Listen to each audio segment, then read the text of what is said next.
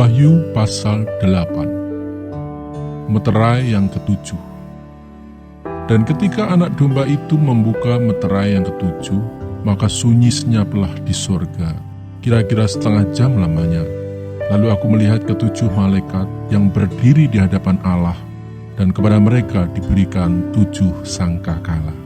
Maka datanglah seorang malaikat lain, dan ia pergi berdiri dekat mezbah dengan sebuah pedupaan emas. Dan kepadanya diberikan banyak kemenyan untuk dipersembahkannya, bersama-sama dengan doa semua orang kudus di atas mezbah emas di hadapan tahta itu. Maka naiklah asap kemenyan bersama-sama dengan doa orang-orang kudus itu dari tangan malaikat itu ke hadapan Allah. Lalu malaikat itu mengambil pedupaan itu, mengisinya dengan api dari mezbah, dan melemparkannya ke bumi. Maka meledaklah bunyi guruh, disertai halilintar dan gempa bumi. Keempat sangkakala yang pertama. Dan ketujuh malaikat yang memegang ketujuh sangkakala itu bersiap-siap untuk meniup sangkakala. Lalu malaikat yang pertama meniup sangkakalanya, dan terjadilah hujan es dan api bercampur darah, dan semuanya itu dilemparkan ke bumi. Maka terbakarlah 1/3 dari bumi dan 1/3 dari pohon-pohon, dan hanguslah seluruh rumput-rumputan hijau.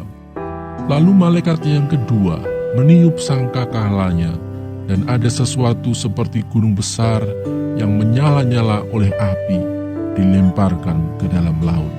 Dan 1/3 dari laut itu menjadi darah, dan matilah 1/3 dari segala makhluk yang bernyawa di dalam laut, dan binasalah 1/3 dari semua kapal. Lalu malaikat yang ketiga meniup sangkakalanya, dan jatuhlah dari langit sebuah bintang besar, menyala-nyala seperti obor, dan ia menimpa 1/3 dari sungai-sungai dan mata-mata air. Nama bintang itu ialah Absintus. Dan 1/3 dari semua air menjadi absintus, dan banyak orang mati karena air itu, sebab sudah menjadi pahit.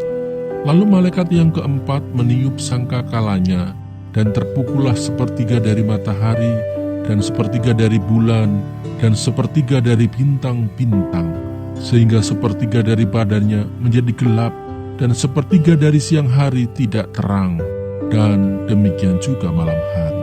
Lalu aku melihat, aku mendengar seekor burung nasar terbang di tengah langit dan berkata dengan suara nyaring, "Celaka, celaka, celakalah mereka yang diam di atas bumi oleh karena bunyi sangkakala ketiga malaikat lain yang masih akan meniup sangkakalanya."